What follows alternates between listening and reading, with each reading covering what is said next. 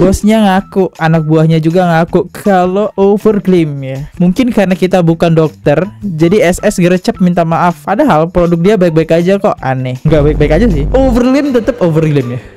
Berhenti dulu nggak jualan. Penting nggak ya? Produk kamu itu overclaim, menipu masyarakat ya. Biar saya yang jualan. Gitu kali ya. Halo guys, kembali lagi bersama FKR Project. Hari ini kita bakal ngebahas tentang klarifikasi dari Selesaukia yang beredar ya teman-teman. Jadi yang beredar apa? Selesaukia minta maaf di video konten yang ini ya. Selesaukia minta maaf. Nah silahkan tuh yang belum nonton sok ditonton dulu. Ini berkelanjutan. Ternyata ada juga muncul Panda mengakui produk Selesaukia overclaim ya. Walau kok ada aja gitu ya. Oke, kita lihat tanggapan dari Selesaukia seperti apa. Buat teman-teman yang baru mampir, jangan lupa guys diklik dulu tombol subscribe-nya. Yang udah klik tombol subscribe, saya ucapin banyak-banyak terima kasih. Dan jangan lupa juga untuk luluran ya, menggunakan Purbasari. Fungsinya buat apa? Menghilangkan daki-daki ya. Kalau kalian yang pengen glow up, terhalang oleh daki, kotoran, sesekali kalian boleh namanya luluran ya. Jadi daki-daki itu terangkat. Yang pengen check out langsung aja, let's go. Kita mulai videonya sekarang juga. Usah lama. Let's go.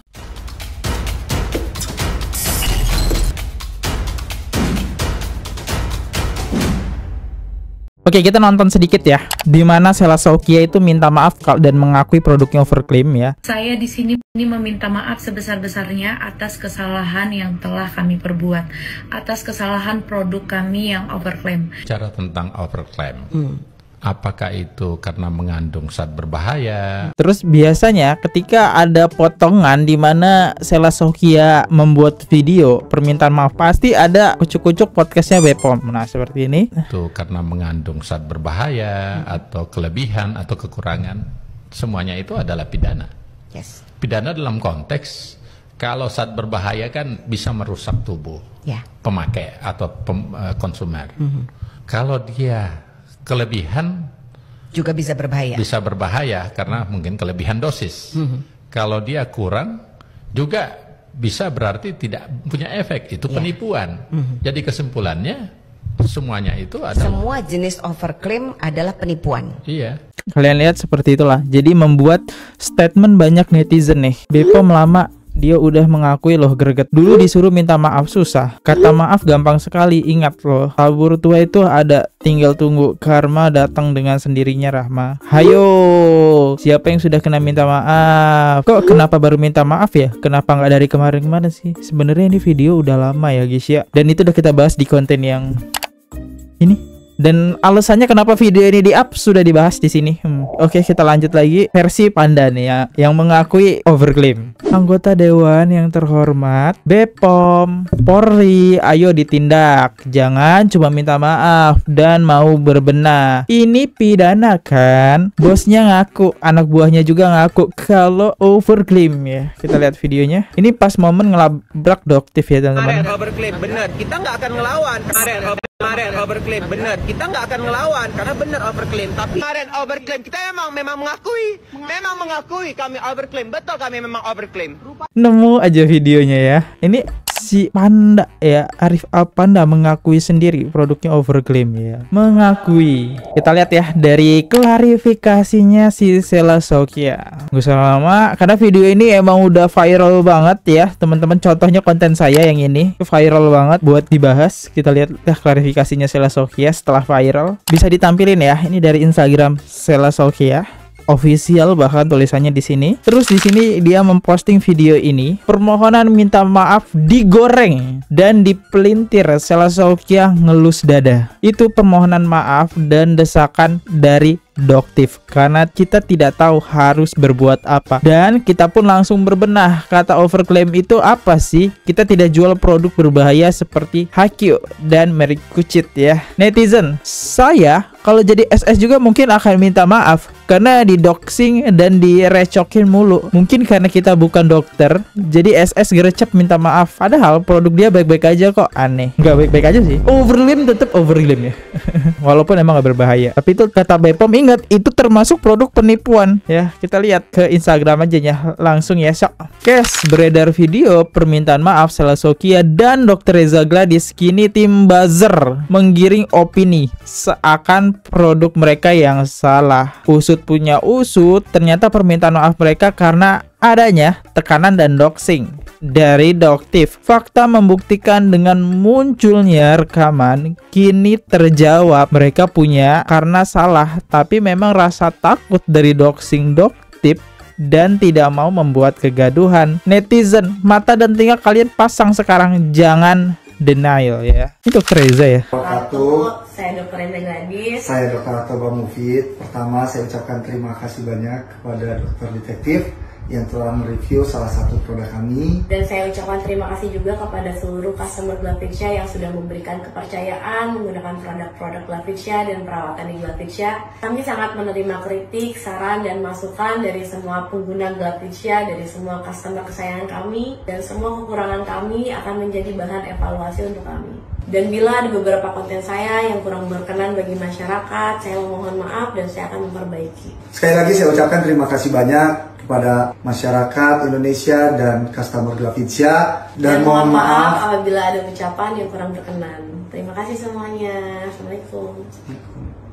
Ya, itu permintaan maafnya. Lanjut lagi. Oh, ini doxing, apa maksudnya, ancaman dari Doktif ya, doxing ya. Oke, kita dengerin. Karena tahu Pak Hotman bakalan hancur kalau ngebelain orang-orang itu. Jadi jangan, udah lebih baik minta maaf kepada masyarakat, permintaan terima kasih kepada dokter detektif. Kami akan melakukan perbaikan. Untuk sementara waktu kita off dulu jualannya. Oh, jadi ini ya alasannya terima kasih Doktif itu beredar ya. Bentar, saya bisa nampilin teman-teman. Tadi saya nemu videonya soalnya. Ramai-ramai owner skincare minta maaf. Oke.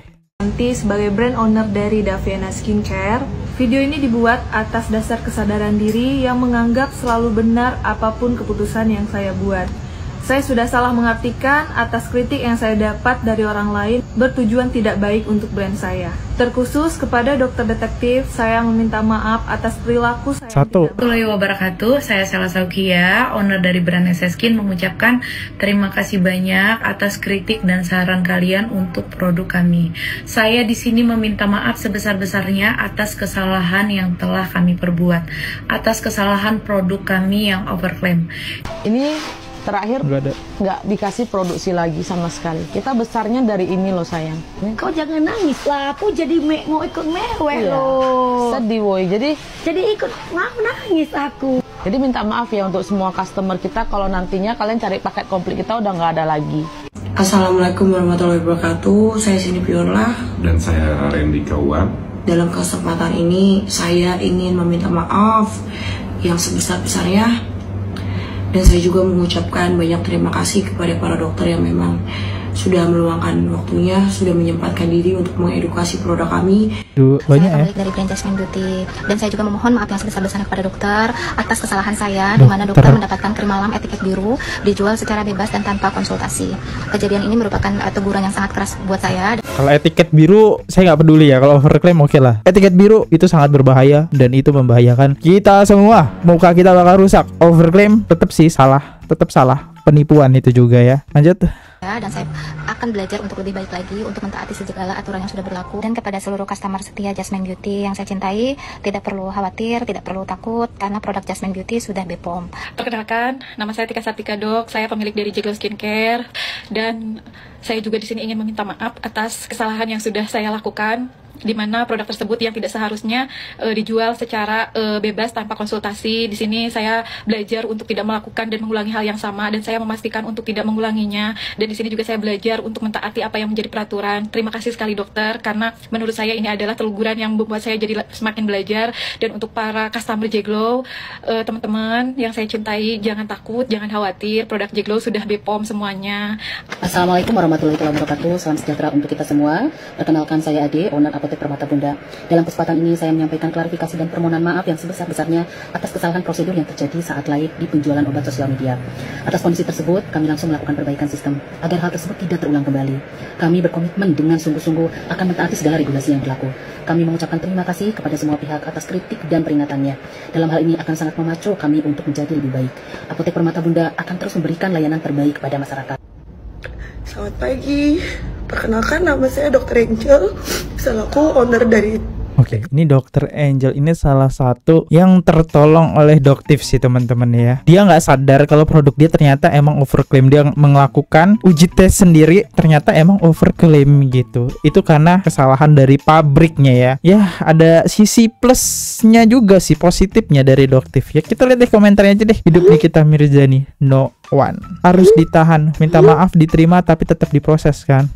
Oke. Gimana ya teman-teman? Overclaim apakah harus dipenjerong? Apakah harus dipenjerong juga? Karena kan itu termasuk penipuan ya teman-teman. Ya yang untung siapa? Bisa owner, bisa pabrik. Karena kan mengurangkan bahan ya. Jadi nggak ada efeknya. Jatuhnya kan penipuan ya. Ada apa sih? Kok minta maafnya stafet gitu? Pasti ada sesuatu deh. Kita tidak tahu sesuatunya apa. Tapi kita lanjut lagi. Kalau di sini, halo guys, capek ya? Iya capek banget. Hahehe. Tapi kalau kita capek, siapa yang mau meluruskan semua hal-hal yang bengkok? Kalau ini bukan kita semua manusia yang waras. Di sini Mimin mau menjelaskan kenapa sih harus minta maaf. Semua terjawab ya. Dosing, manipulatif, korban meresahkan kalau Doktif ini berpower dan punya kedudukan tinggi. Dan memang korbannya bukan tipe yang huru-hara. Makanya saat minta maaf. Digarisbawahi mereka bukan penjual krim abal-abal dan bahaya. Mereka dituduh overclaim. Menurut hasil lab Doktif, kalian akan tahu semengerikan apa dia ketika ngedoxing lawan. Menyeramkan. Disuruh off dulu jualan, abis itu dia jualan.